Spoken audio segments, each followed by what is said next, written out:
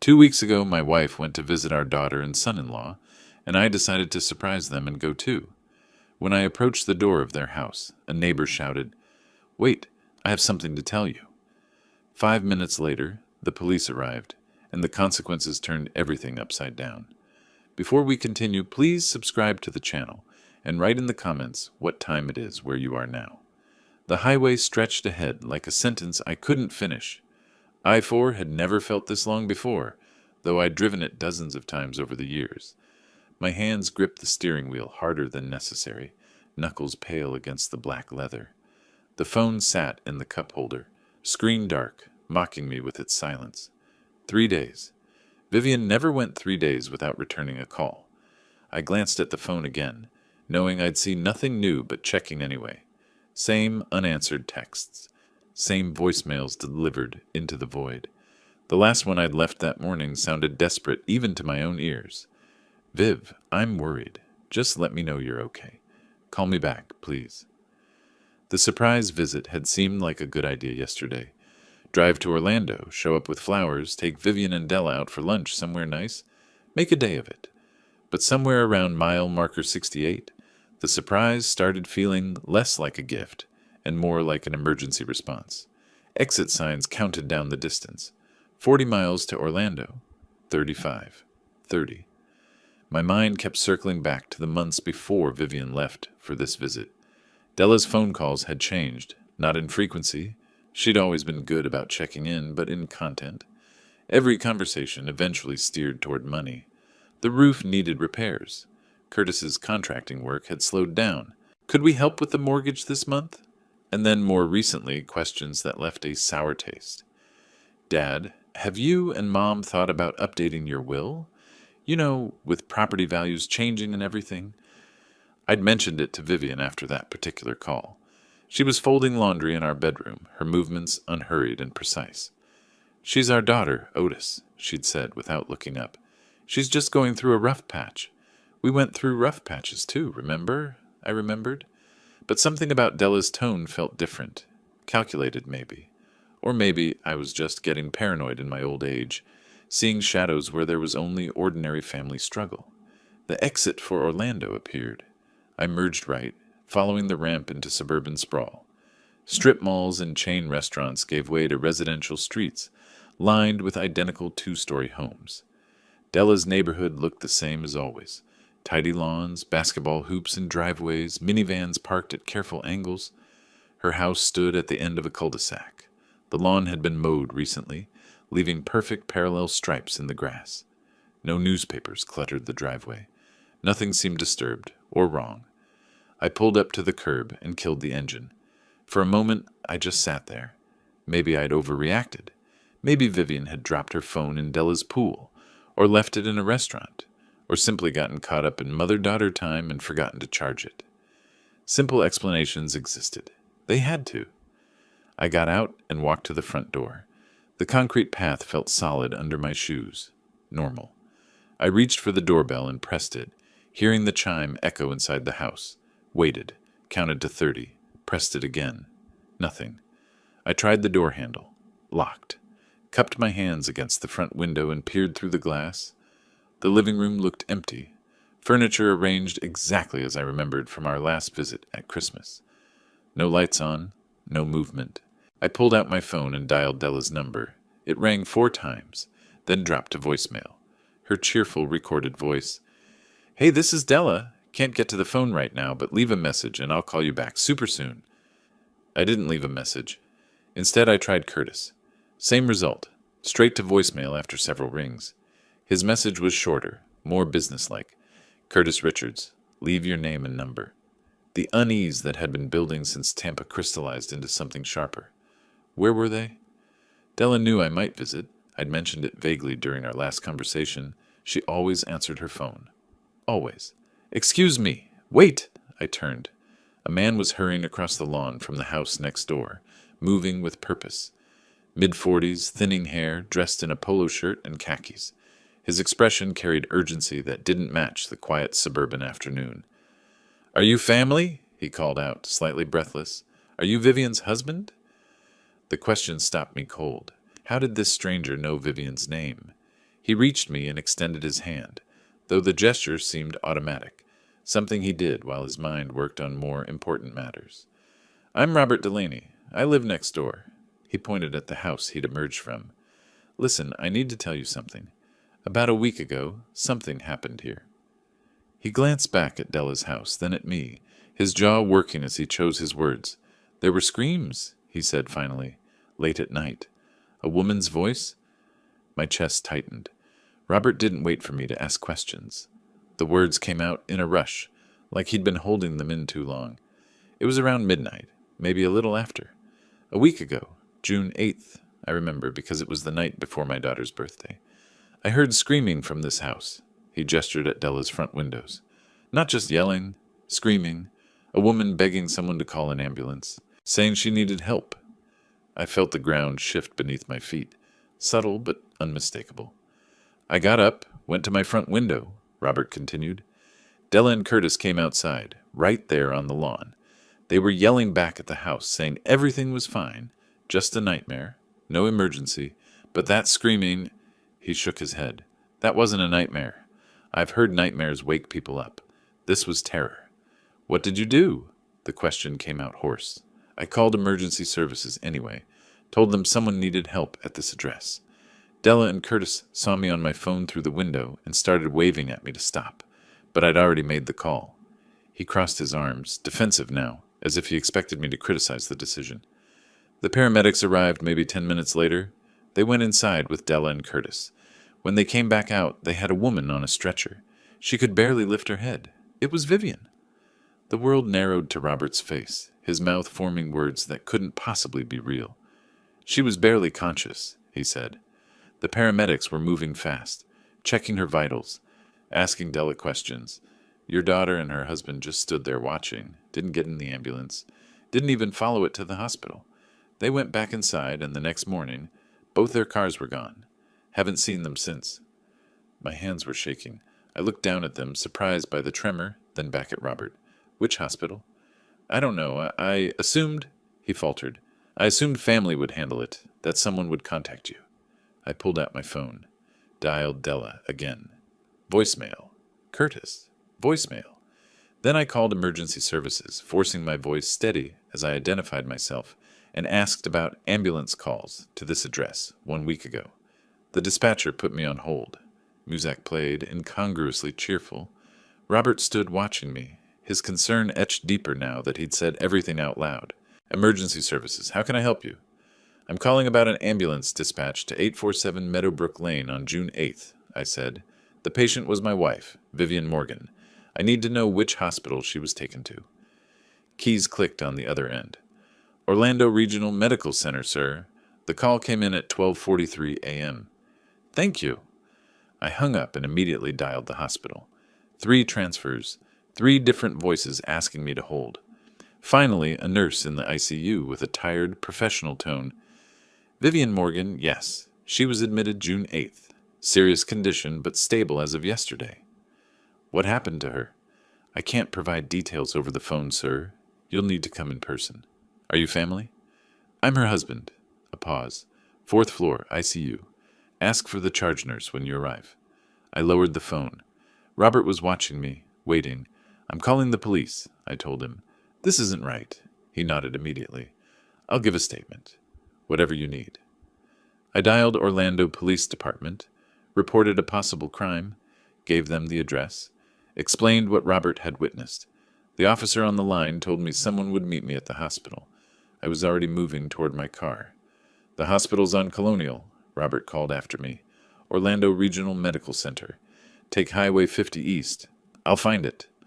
I got in, started the engine, pulled away from the curb without looking back. The drive felt surreal. Traffic lights changed colors. People crossed streets with shopping bags and coffee cups, going about ordinary Tuesdays while my entire world cracked open. What happened to Vivian?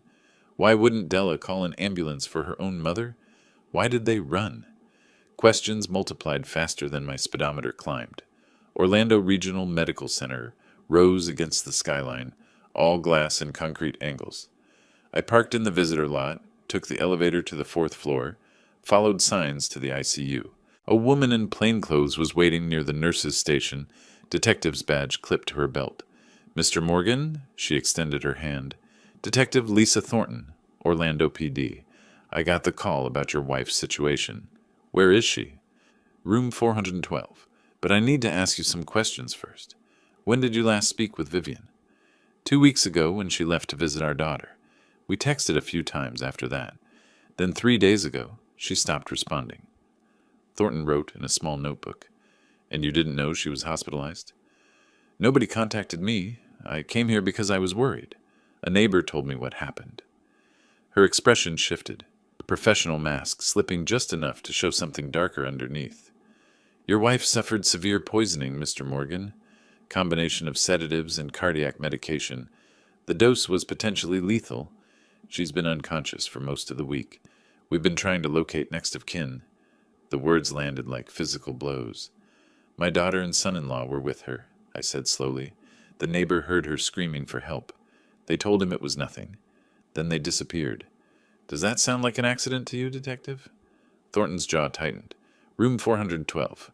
Go see your wife. I'll be here when you're ready to talk." The ICU room was dim, curtains half drawn. Machines beeped steadily, monitoring vitals with mechanical precision. Vivian lay in the bed, tubes and wires connecting her to equipment I didn't want to understand. Her face looked smaller than I remembered, skin pale against white pillows. I pulled a chair close and took her hand. It felt fragile, like bird bones. "I'm here now," I said quietly. The words were for her, even if she couldn't hear them. "When you wake up, you'll tell me what they did. And I promise you—" My voice dropped lower, harder. "I'll make sure they answer for every second of this." Something shifted inside me then. The shocked father evaporated. In his place, the prosecutor I'd been for 30 years. The man who built cases brick by brick, who found patterns in chaos, who knew exactly how to make people accountable for their actions. Della and Curtis had made a mistake. They'd left evidence. They'd left witnesses. They'd left their victim alive. And they'd underestimated me. I didn't leave the chair beside her bed. The nurses offered alternatives. A cot in the waiting room, a nearby hotel with a discount for families. But I refused. My hand stayed wrapped around Vivian's, feeling for any change, any sign she was coming back. Somewhere around 5 in the morning, her fingers twitched against my palm. I straightened, leaned closer. Her eyelids fluttered, struggling against whatever darkness held her. A nurse noticed, moved quickly to the monitors, checked readings, pressed a call button. Within minutes, a doctor arrived, penlight in hand, examining Vivian's responses with clinical efficiency. Her eyes opened, unfocused at first, pupils adjusting to the dim light.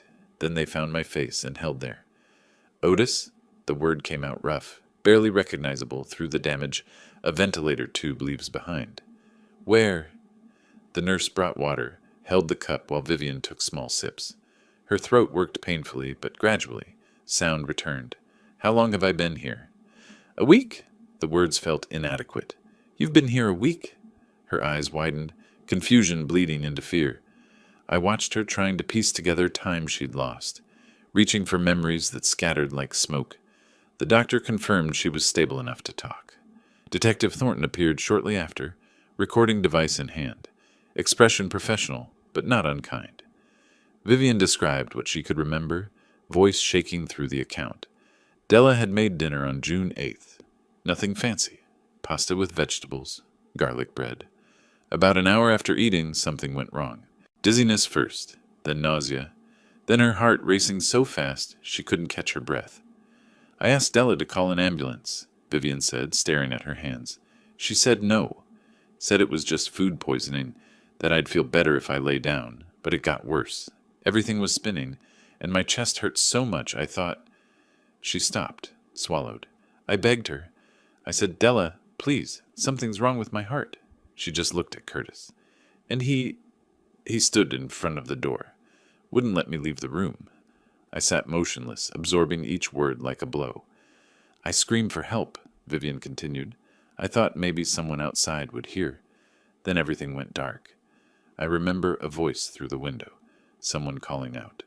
But after that, nothing. Just waking up here now." Detective Thornton stopped the recording, gave Vivian a moment before speaking. The toxicology shows levels of zolpidem and digoxin that would kill most people your age, Mrs. Morgan. Someone with medical knowledge would understand exactly what this combination does. This wasn't accidental. What are those? Vivian asked, though her face suggested she didn't really want to know. Sleeping medication and cardiac medication, Thornton said. Neither was prescribed to you. Do you know if Della or Curtis had access to those drugs? Vivian's forehead creased. There were pill bottles in their bathroom. I saw them when I first arrived. Curtis mentioned something about anxiety and trouble sleeping, but I didn't pay much attention. The detective made notes, asked follow-up questions, established timeline details that would matter in court. I listened, building my own mental file of every fact, every inconsistency. I need to conduct interviews, Thornton said eventually. Della Richards and Curtis Richards just returned to their Orlando home. Apparently they took a trip.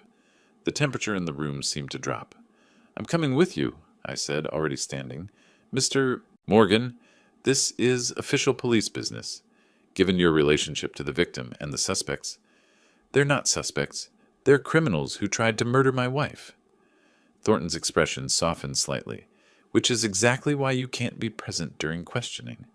I understand your frustration, but we need to do this right. Let me handle it.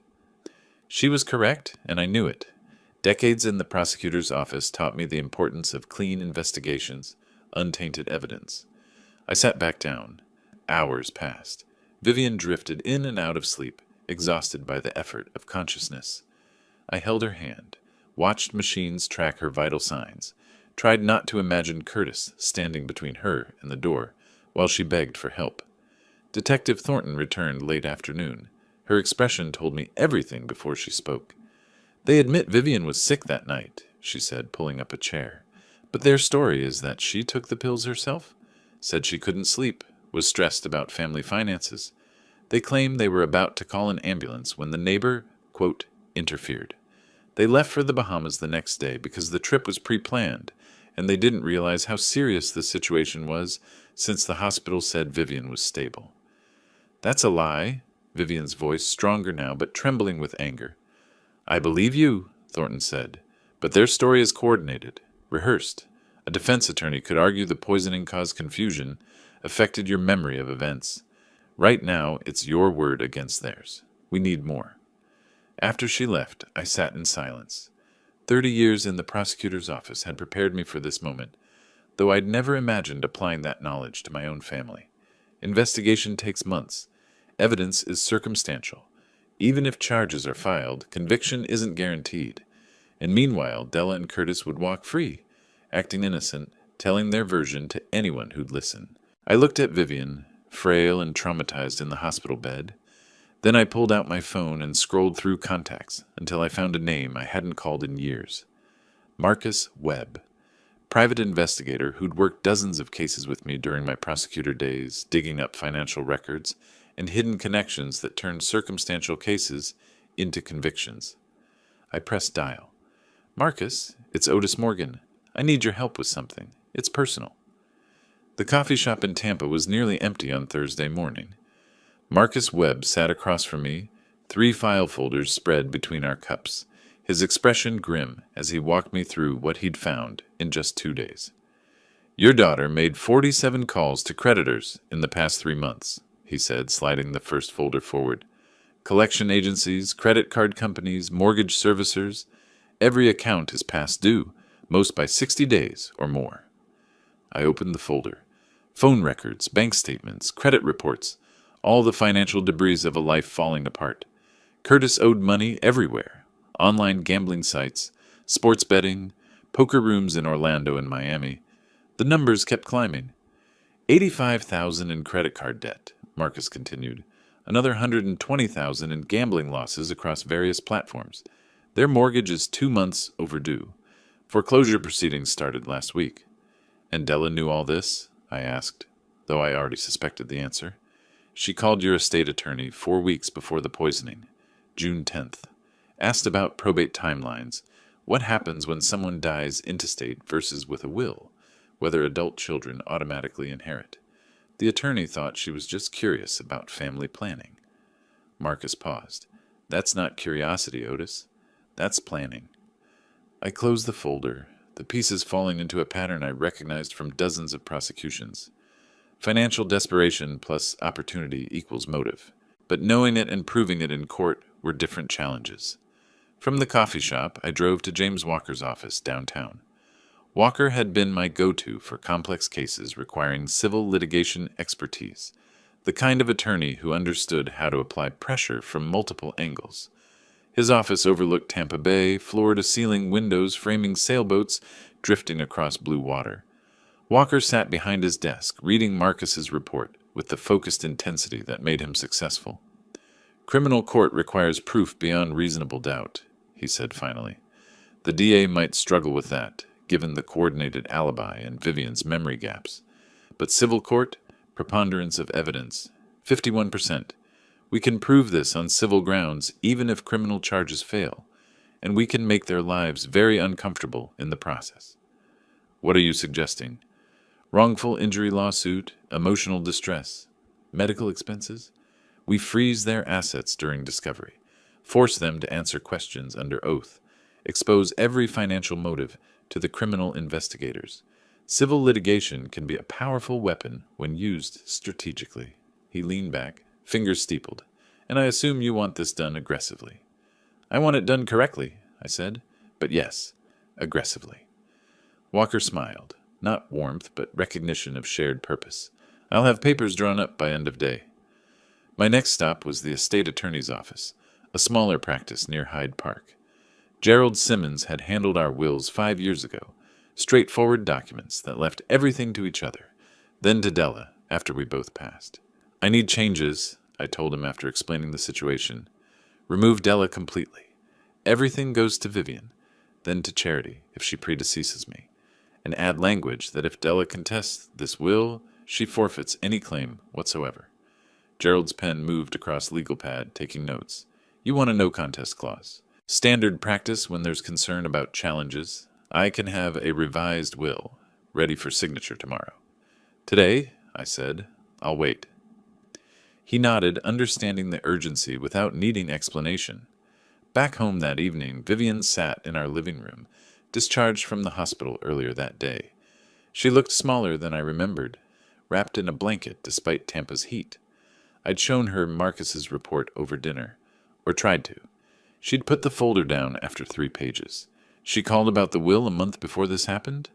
Her voice was hollow, processing facts that contradicted everything she'd believed about our daughter. "She actually planned it?" "The evidence suggests so." "I kept telling you she was just going through a rough time, that she'd never—" Vivian's hands trembled slightly. "I was so wrong." I sat beside her, careful not to touch her without permission.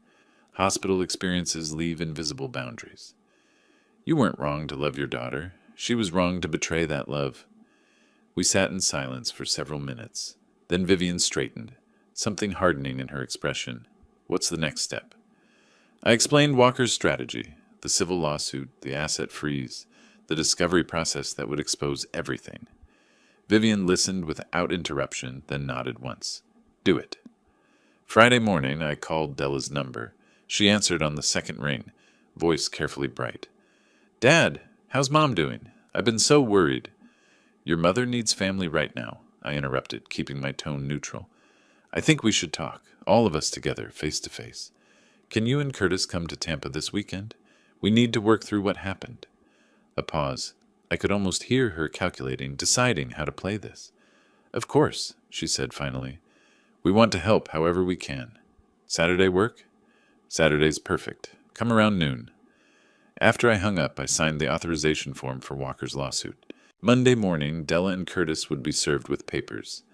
But first, I wanted to see their faces when they thought they'd gotten away with it. The pen felt heavy in my hand as I wrote my name. Not regret, just recognition of the moment when everything would change. The civil complaint sat on my desk. 38 pages of allegations that read like an indictment, which in a sense it was. James Walker had done excellent work, every charge supported by medical records, every dollar of damages calculated precisely. $2 million in compensatory and punitive damages for attempted murder, intentional infliction of emotional distress, medical expenses approaching $200,000. Walker's voice came through the speakerphone. We file within the hour. Once the process server delivers this to their door, there's no walking it back. You certain about this?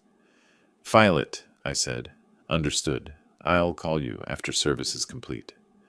I hung up and pictured the scene. Process server approaching Della's house, knocking on the door, handing over the thick manila envelope. Her opening it, scanning the first page, seeing the words attempted murder and 2,000 in bold type. The satisfaction I felt was cold, methodical. This was step one. The call came 3 hours later, not from Walker, but from Della. I let it ring twice before answering, keeping my voice level. Yes? $2 million? Her scream came through sharp enough to hurt. Dad, have you lost your mind? This is insane. It was an accident. Mom took those pills herself because she couldn't sleep. You're ruining our lives over a misunderstanding. The same rehearsed explanation she'd given the detective. I let her continue, listening for inconsistencies, cataloging every claim. We were trying to help her. She was stressed about money, about the house, and she took too many pills.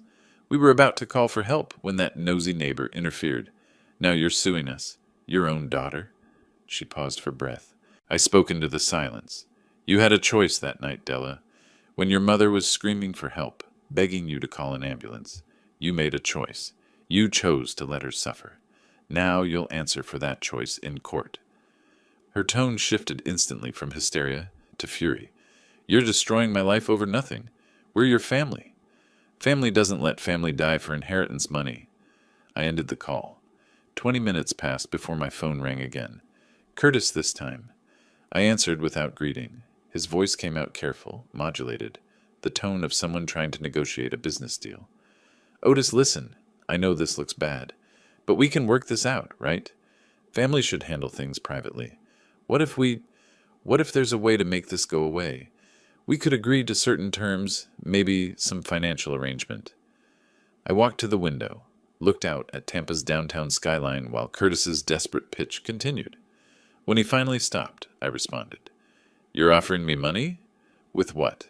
The $85,000 you owe on credit cards? The $120,000 in gambling debts? Or were you planning to use the inheritance you thought you'd get when Vivian died? Silence. Then, in a voice stripped of its careful tone, what are you talking about? I didn't answer the question. There's no deal, Curtis. See you in court. Another hang-up. Detective Thornton called that afternoon. We executed the search warrant this morning. Found some interesting items. Go on. Empty prescription bottle in the master bathroom medicine cabinet. Zolpidem, sleeping pills. Prescribed to Curtis 3 months ago. 30 pills. Bottle's completely empty, and his fingerprints are all over it. She paused. But here's the real evidence. Curtis's laptop. Browser history from 3 weeks before the poisoning. Searches for digoxin overdose symptoms and lethal sleeping pill dose. He researched exactly what happened to your wife before it happened. That's premeditation, Mr. Morgan. I made notes while she talked. Prosecutor's shorthand covering the legal pad. Dates, search terms, prescription details. The timeline of planning. The DA's preparing arrest warrants, Thornton continued. Attempted murder, first degree for both of them, plus conspiracy and obstruction for the false statements. We're moving on this tonight. Keep me informed. Will do. The second call from Thornton came at 7 that evening. They're in custody. Both arrested at home an hour ago. Being processed now. Bail hearings tomorrow morning, but given the charges and their financial situation creating flight risk, bond will be set high. Vivian was beside me, holding my hand. She'd heard everything through the speaker. Her eyes were wet, but no tears fell. Is it wrong that I feel relieved? She asked quietly. I squeezed her hand. No. It means justice is working. My phone buzzed with a text from Walker. Arrest warrants executed. Civil case now has criminal charges backing it. Asset freeze motion hearing, scheduled for 3 days from now. We're winning. I read the message, then looked at Vivian. She was staring at a framed photo on the side table. Della at age 7, gap-toothed smile, sitting on my shoulders at the beach. Vivian reached for it, hesitated with her fingers an inch from the frame, then deliberately turned it face down. I can't look at her right now, she whispered. I nodded. Neither could I. The bail hearing happened Wednesday morning. Della and Curtis appeared via video link from the county jail, both in orange jumpsuits that looked deliberately humiliating on camera. The judge set bond at $250,000 each, high but not insurmountable. By Thursday afternoon, they'd posted bail through a bondsman, pledging their house as collateral. By Friday, they'd retained Michael Brennan. Brennan's reputation preceded him. Former public defender turned high-profile criminal attorney, known for aggressive tactics and media manipulation. His strategy became clear within hours of taking the case. The Tampa Tribune ran the story on Saturday morning. Front page, below the fold. Father sues daughter for 2 Mars after alleged poisoning. Defense claims tragic accident. The article presented both sides with careful neutrality, but the photo told a different story. Della looking exhausted and fragile, tears visible on her cheeks. No photo of Vivian in the hospital bed. Sunday brought the real attack. The Tribune published a follow-up interview. Della and Curtis, sitting in their living room, speaking directly to a reporter about the tragic misunderstanding tearing their family apart. I read it at the kitchen table while Vivian prepared breakfast. Della described a wonderful visit with her mother that took a terrible turn when Vivian became anxious about finances and took sleeping pills without telling anyone. Curtis explained they were moments away from calling for help when the neighbor panicked unnecessarily. Both expressed shock and hurt that Otis refused to believe them, choosing instead to destroy his own daughter's life with false accusations. The article included quotes from their attorney. Brennan positioned them as victims twice over, first of Vivian's accidental overdose, now of Otis's vindictive lawsuit, fueled by paranoia rather than evidence. "Listen to this," I said to Vivian. Brennan claims we're weaponizing the legal system to punish grief-stricken family members who made difficult decisions in a crisis.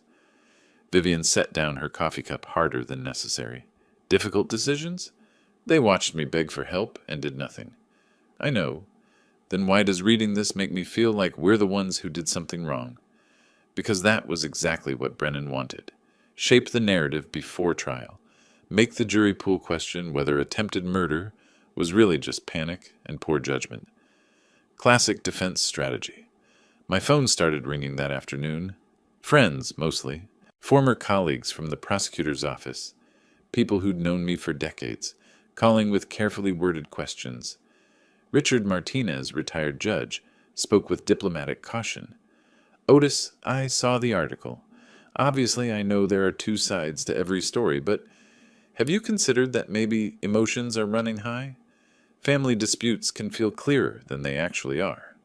I explained the evidence: browser history, prescription bottle, financial motive. Richard listened, made sympathetic sounds, but I heard doubt in the pauses.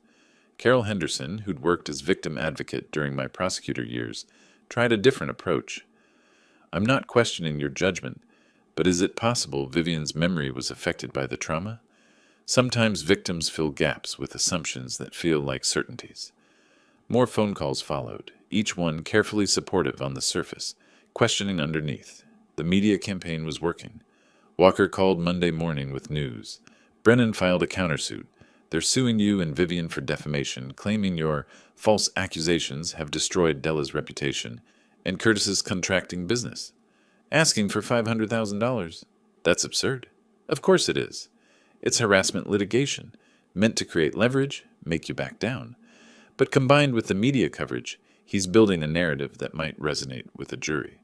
We need to be ready for this to get uglier." The asset freeze hearing was scheduled for Wednesday. Walker explained the strategy. We'd present evidence of financial motive, argue that Della and Curtis might hide or transfer assets to avoid paying damages. The court could freeze their accounts, prevent property transfers, protect our eventual judgment. But first, we had to survive the pressure. Tuesday afternoon, I ran into Thomas Kirby at the grocery store. Tom had been in my book club for 15 years. He saw me, hesitated visibly, then approached with an expression I'd seen before on witnesses who didn't want to testify. "Otis, how are you holding up?" "Managing. I read about everything in the paper. Must be difficult." He shifted his weight, looked at the floor. "Listen, I don't want to overstep, but have you thought about mediation? Sometimes these family things, they seem clearer when you're angry. Maybe there's room for, Tom, my daughter tried to kill my wife for inheritance money. That's not a misunderstanding. His face flushed. Of course not. I'm just saying, well, the article made it sound more complicated than... The article was written by Della's defense attorney. Right. Sure, I just...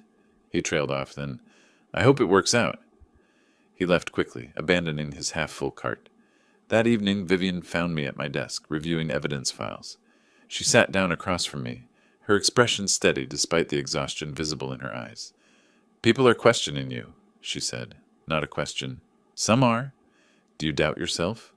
I looked at her, still fragile from the ordeal, still recovering, but clearer-eyed than I'd seen her in weeks. Sometimes, I admitted, when enough people suggest you're wrong, you start wondering. Then let me be clear, Vivian said. I begged our daughter for help while I was dying, and she refused. That's not complicated. That's not a misunderstanding. That's attempted murder. She leaned forward. Don't let them make you forget what actually happened. The doubt didn't disappear entirely, but her certainty steadied something inside me. Wednesday's hearing would tell us whether the court saw things as clearly as we did. Detective Thornton's call came Wednesday morning while I was reviewing case files at the kitchen counter. Curtis cracked, she said without preamble. During this morning's follow-up interview, I was pushing on inconsistencies between his statement and Della's, asking whose idea certain things were, and he just broke. I grabbed a pen, started taking notes. What did he say? Quote, it was my idea to solve our financial problems, okay? But Della agreed. She knew what we were doing. Then his attorney jumped in, demanded we stop. But it was already on tape. I underlined the words on my notepad. My idea. Della agreed. She knew. That's premeditation, I said, and conspiracy. Exactly. Their defense just collapsed from the inside.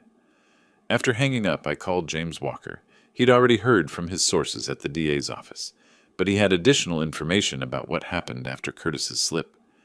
Brennan pulled them both into a conference room at the station, Walker said, tried to have a private conversation about damage control. According to the officers standing outside, Della's voice carried right through the door. She was screaming at Curtis, calling him weak, asking how he could be so stupid to say that to police. And Curtis yelled back that she wanted the money just as much as he did, that she helped plan everything, so why should he take the fall alone? Brennan couldn't control them. They turned on each other right there. Walker paused. Two defendants blaming each other is a prosecutor's dream, Otis. You know that. I did. I'd built cases on exactly this kind of fracture during my career. Pressure defendants until loyalty gives way to self-preservation. It always worked, eventually. Walker called again that afternoon with a proposal. The DA's office wants to make a tactical move. They'll extend an offer to Curtis through his attorney. Reduced charges in exchange for full testimony against Della. Conspiracy instead of attempted murder. 8 to 10 years instead of 15 to 20. Curtis is the weak point, I said, thinking through the strategy. He's already cracking, already terrified. His gambling addiction, his pattern of poor decisions under pressure, he'll take the deal. But we need your authorization to coordinate with the DA. I walked to the study window, looked out at Tampa's afternoon light. Using Curtis to convict Della felt calculated, manipulative. But then I remembered Vivian's account, Curtis standing in front of the door while she begged for help, blocking her escape. The methodical cruelty of that moment. Make the offer, I said. The offer reached Curtis the next morning. Walker reported that Curtis was seriously considering it, despite Brennan's advice to fight at trial. Brennan argued that turning on Della would make Curtis look worse to a jury. But Curtis was caught between fear of prison and fear of being labeled a traitor. He asked for 48 hours to decide. While Curtis deliberated, Della made her own move. She retained a separate attorney, a woman named Patricia Vance, citing conflict of interest. Brennan couldn't represent both defendants if their interests diverged. Vance immediately filed a motion suggesting Curtis was the primary actor, and Della had been coerced or manipulated by an abusive husband. Walker explained it to me over the phone with something approaching dark admiration. It's legally weak given the evidence, but it shows she's ruthless. She's willing to destroy Curtis completely to save herself, fighting like someone with nothing to lose. Which she doesn't, I said. Exactly. That evening, I sat with Vivian in the living room and explained the developments. Curtis's slip during interrogation, the plea offer, Della's counter-strategy of blaming everything on him. Vivian listened without interruption, then asked a question that surprised me. If Curtis testifies against Della, will she definitely be convicted? I considered it, honestly. Not definitely, but probably. His testimony combined with the laptop evidence, the prescriptions, your account, it builds a very strong case. She nodded slowly. Then I hope he takes the deal. Not because I want Curtis to suffer less, but because I want to be absolutely certain Della is held accountable. The clarity in her voice reminded me why I was doing this. Not for revenge, though that element existed. For certainty. For making sure what happened to her carried permanent consequences. My phone rang late that night, past 11. Walker's number on the screen. Curtis's attorney just called, he said, voice tight with controlled excitement. He's taking the deal. Full testimony, complete cooperation, every detail. He's giving us Della on a silver platter. I closed my eyes, absorbed the information. Across the room, Vivian looked at me questioningly. I covered the phone. Curtis is testifying against her. Vivian's expression didn't change, but her hand gripped the armrest of her chair, knuckles visible against the fabric. Walker continued. We're scheduling his deposition for 3 days from now. Once he's on record, Della's defense is finished. She'll know it too. After hanging up, I sat in silence with Vivian. Neither of us spoke for several minutes. Finally, she said what we were both thinking. It's really happening. Yes, I said, it is. The asset freeze motion filed Monday morning. I'd spent the previous day coordinating with Walker, reviewing the financial analysis Marcus Webb had prepared. Every debt, every late payment, every desperate cash advance in the 6 months before the poisoning. The documents showed a family drowning and grasping for the inheritance that would save them. The hearing happened. Wednesday afternoon, Judge Martinez presided, reviewing the evidence with the methodical attention judges give to financial matters. Walker presented our case. $205,000 in combined debts. Foreclosure proceedings initiated. Della's call to the estate attorney 4 weeks before the poisoning. The pattern was undeniable. Della's attorney, Patricia Vance, argued that freezing assets would prevent them from paying their mortgage, essentially guaranteeing foreclosure. Walker responded that they'd already stopped making payments 3 months ago. The freeze merely formalized what was already happening. Judge Martinez granted the motion. All bank accounts frozen. No property transfers permitted. The house they'd pledged for bail was now untouchable, locked in legal limbo. They're financially paralyzed, Walker told me afterward. Can't sell, can't borrow, can't access savings. Everything they have is frozen until the civil case resolves. Curtis's deposition was scheduled for Friday. I didn't attend. Walker advised against it, said my presence might complicate things. Instead, I waited at home while Walker and the DA's assistant handled it. He called me Friday evening with a summary. Curtis gave us everything, Walker said. 47 pages of testimony. He described researching the drugs online, finding the prescription bottle from his anxiety treatment, forging a second prescription for digoxin by using his doctor's pad during an appointment.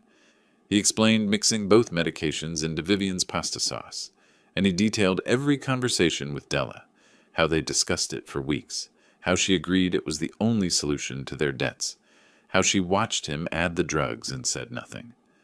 She was complicit, I said. More than complicit. She was a co-conspirator. Curtis's testimony makes that absolutely clear. And before you ask, yes, we have corroboration.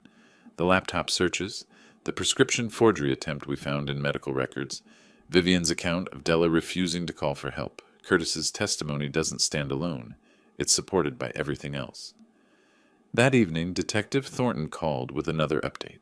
Based on Curtis's testimony, the DA filed additional charges against Della, not just attempted murder, but also conspiracy to commit murder and accessory, after the fact. An arrest warrant was issued Friday night. Della was taken into custody Saturday morning. This time bail was denied. Sunday brought an unexpected development. An email from Patricia Vance arrived in my inbox subject line. Confidential settlement discussion. I read it standing at my desk. Vance wrote on Della's behalf, suggesting that perhaps there was room for resolution short of trial. Della was willing to plead to lesser charges, maybe reckless endangerment instead of attempted murder. In exchange, we'd drop the civil lawsuit. She emphasized that Della was still Otis's daughter, that families should find ways to heal rather than destroy each other. I stared at the screen for 30 seconds. Then I deleted the email. Vivian found me there a few minutes later. What was that about? Della's attorney, suggesting we accept a plea deal and drop the lawsuit. What did you tell her? Nothing. I deleted it. Vivian sat down across from me. Good. Don't let her pretend this can be negotiated away. She tried to kill me for money. That's not something you compromise on. Monday morning, I forwarded a screenshot of the deleted email, James Walker, with a simple message. No deals. No compromise. We proceed to trial on all charges. Walker responded immediately. Understood. I'll communicate that to the DA's office. Della's attorney will get the message. The civil lawsuit continued its parallel track. With the asset freeze in place and Della facing upgraded criminal charges, Walker filed additional motions. One sought to establish joint and several liability, meaning if we won the civil case, Curtis would be responsible for the full $2,000, even though he'd taken a plea deal.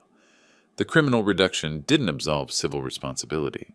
That same day, the bank accelerated foreclosure proceedings on Della and Curtis's house.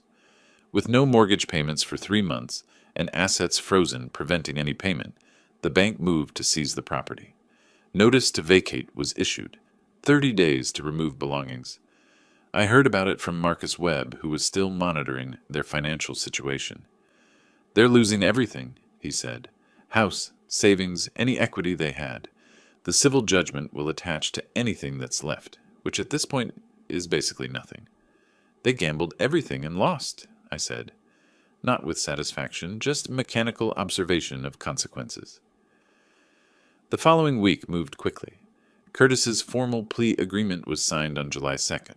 He allocuted in court, admitted under oath to conspiracy to commit attempted murder, detailed his and Della's plan, accepted 8 years in prison. The judge accepted the plea. Della's preliminary hearing was scheduled for July 10th. Based on Curtis's testimony, the laptop evidence, Vivian's account, and the prescription forgery, the judge would decide if there was sufficient cause to proceed to trial. Walker assured me it was a formality. The evidence was overwhelming, but Della would be there, in court. For the first time since her arrest, I'd have to see her face. Wednesday night, July 4th, Vivian and I sat on our back porch. Fireworks exploded in the distance, neighbors celebrating. We watched in silence. Are you ready for next week? Vivian asked. For the hearing? I thought about it. Seeing Della in the defendant's chair, hearing the charges read aloud, watching her realize how completely her plan had failed. Yes, I said, I'm ready. The story broke wide on July 6th. I was having morning coffee with Vivian when the local Tampa station led with it. Daughter and son-in-law charged in poisoning plot. Inheritance motive. Alleged. The coverage was different this time. No careful neutrality, no both sides framing, just evidence. Courthouse footage showed Della and Curtis being processed. The anchor detailed the forged prescriptions, the laptop searches, the $15 million inheritance calculation. A legal expert appeared, grave-faced, calling it one of the most cold-blooded cases in recent Florida history. My phone started buzzing. People I hadn't heard from in weeks, the same friends who'd questioned my judgment after Brennan's media campaign. Now they were calling to apologize, to express shock, to say they had no idea the evidence was so damning. I didn't answer most of them. Marcus Webb called mid-morning with updates on Della and Curtis's professional situations. The real estate agency cut ties this morning, he said. Public statement expressing sympathy for your wife and distancing themselves completely from Della's alleged criminal activities. Curtis was fired yesterday by the dealership, moral turpitude clause, and his parents released a statement disavowing him. I took notes while he talked, treating each detail as case information rather than victory. Employment terminated, professional reputation destroyed, family relationships severed, consequences, not revenge. They're both completely isolated now, Marcus said. No jobs, no social circle, no family support. Over the next few days, I learned more through various sources. Former friends stopped returning their calls. Neighbors avoided them in public. The statement from Curtis's parents was particularly cold. We are devastated by our son's actions and choices. We support the victims in this tragedy and have no further relationship with Curtis. Formal? Absolute? Final. I understood it. They were protecting themselves from association, drawing a public line between themselves and their son's crimes. It's what parents do when their child becomes a monster. I wondered if outsiders saw Vivian and me the same way, parents who'd somehow produced a daughter capable of murder. 8 days after Della's arrest, I found a letter in the mailbox, not through attorneys, directly mailed. I recognized Della's handwriting on the envelope immediately. Vivian saw me holding it. From her? I nodded. We went inside. I opened it at the kitchen table while Vivian sat across from me. 3 pages, handwritten. Della's voice bled through every line. Dad, please. I know what this looks like. I know what I did was wrong. But everything spiraled out of control. The debts, the pressure, Curtis's gambling. I wasn't thinking clearly. I never meant for Mom to actually die. I panicked. I'm so sorry. I've always loved you both. You're my parents. Please, isn't there a way to fix this? Can't we be a family again? The letter continued in that vein. Part confession, part excuse, part desperate plea.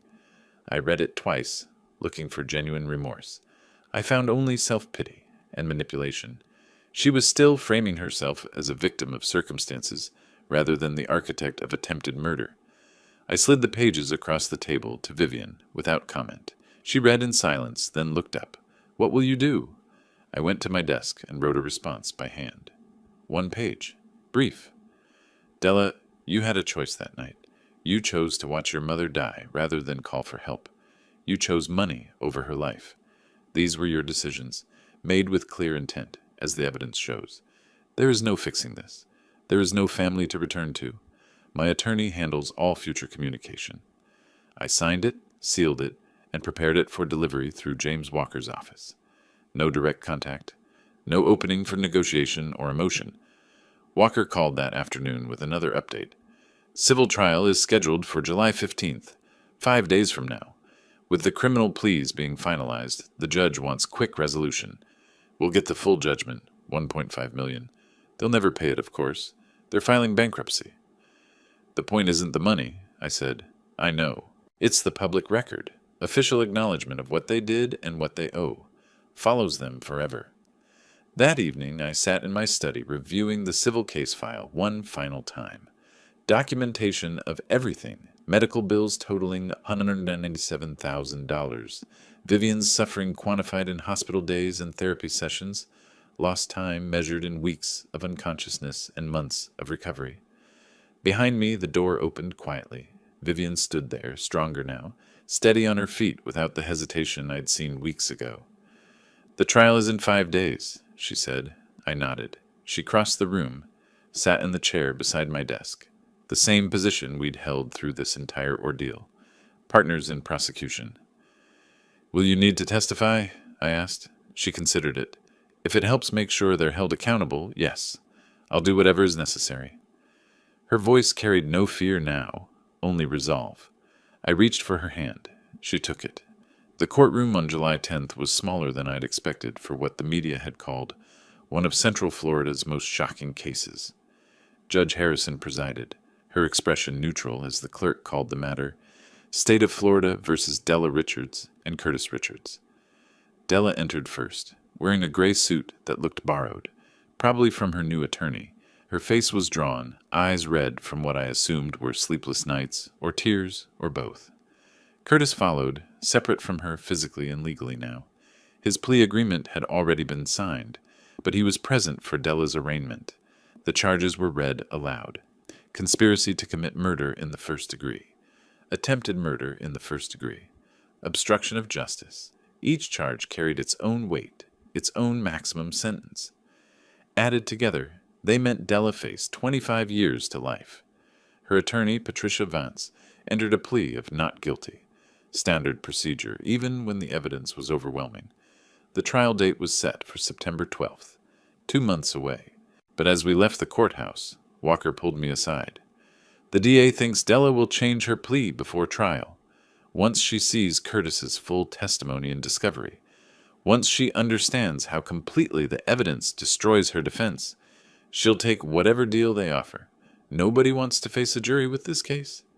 He was right. 3 weeks later, on July 31st, Della accepted a plea agreement, guilty to attempted murder in the second degree. 15 years minimum, possibility of parole after serving 12.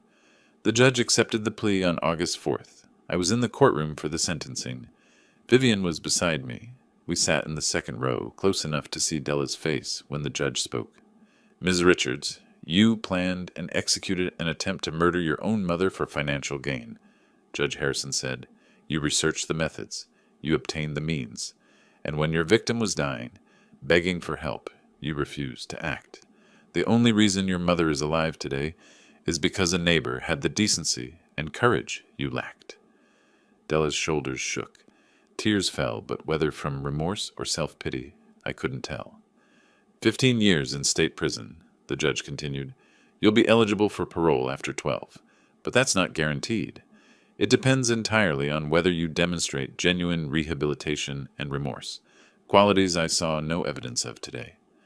The gavel fell. Della was remanded immediately. I watched officers escort her out through the side door. She didn't look back at us. Maybe she couldn't.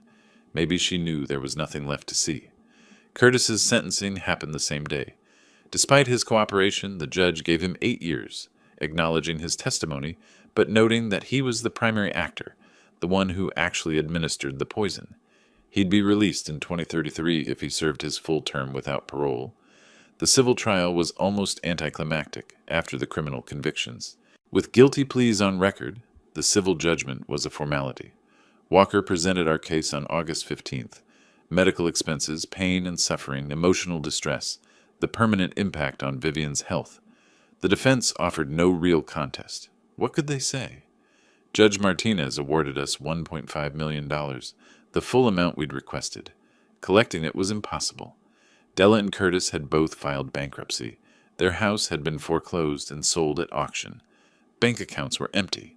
Future earnings would be garnished, but prison wages barely covered commissary. We'll never see $1 of it, Walker admitted afterward, but it's on record. Public acknowledgement of harm done and debt owed. If either of them ever earns money, inheritance, lottery, book deal, whatever, we can pursue it. The judgment doesn't expire. That night, Vivian made dinner. Simple pasta, not the dish Della had poisoned, but close enough that the parallel wasn't lost on either of us. We ate in comfortable silence, the kind that comes from shared understanding, rather than empty conversation. Do you regret any of it? She asked after we'd cleaned up. The lawsuits, the prosecution cutting her off completely? I thought about it honestly. No, I protected you. I made sure they faced consequences. I'd make every choice again. Even knowing she's your daughter? Especially knowing that. She used family as cover for attempted murder. That makes it worse, not better. Vivian nodded slowly. I feel the same way. I thought I might feel guilt or doubt by now, but I don't. Just relief that it's finished. We stood at the window in our living room, looking out at Tampa's evening lights. The city continued its normal rhythm, people heading home from work, cars streaming along the highway, life proceeding as it always had. But for us, everything had changed. Not in obvious ways. We still lived in the same house, still had the same daily routines, but the foundation underneath had shifted. We'd faced something most people never encounter, betrayal from within the family, an attempt on life from someone who should have protected it, and we'd survived. More than survived. We'd ensured accountability, built protections, created consequences. The inheritance Della had tried to murder for would never touch her hands. Our wills now directed everything to charity. The house she'd counted on inheriting would benefit strangers instead. Was it worth it? Vivian asked quietly. Everything we lost? We didn't lose everything, I said. We lost a daughter who was willing to kill you. That's not a loss. That's removal of a threat. She leaned against me. I suppose you're right. August turned to September. Life resumed its patterns. Vivian continued physical therapy, regaining strength she'd lost during the hospitalization. I returned to occasional consulting work, helping young prosecutors with complex cases. We had dinner with friends who'd stood by us through everything. The media moved on to other stories. Della and Curtis became footnotes, cautionary tales about greed and family betrayal, but no longer headlines. Sometimes I thought about the daughter I'd raised, the child who'd sat on my shoulders at the beach, who'd called me for advice, who'd once been someone I trusted completely. That person was gone. Had been gone for a long time, probably. I'd just been too close to see it. What remained was a woman in prison, serving 15 years for attempting to murder her mother. That was the truth of what she'd become. Accepting it wasn't easy, but it was necessary. One evening in mid-September, Vivian and I stood at the same window where we'd stood after the civil trial. The view hadn't changed. The city lights still spread below us, indifferent to our story. "Do you think about her?" Vivian asked. "Sometimes," I admitted. "Mostly I think about what might have happened if Robert hadn't called for help. If you'd died that night, and they'd gotten away with it? But that didn't happen. No, because we fought back, because we refused to let them rewrite the story." Vivian turned to face me. "Thank you for believing me, for fighting for me, for not letting family loyalty override the truth." I took her hand. "You're my family. You're who I protect." We stood together in the gathering darkness, survivors of something that should have destroyed us but didn't. The wound would never fully heal. Scars like this don't fade. But we'd ensured that the people who caused it paid the appropriate price. That was enough. If you like this story, please like this video, subscribe to the channel, and share your impressions of this story in the comments. To listen to the next story, click on the box on the left. Thank you for watching.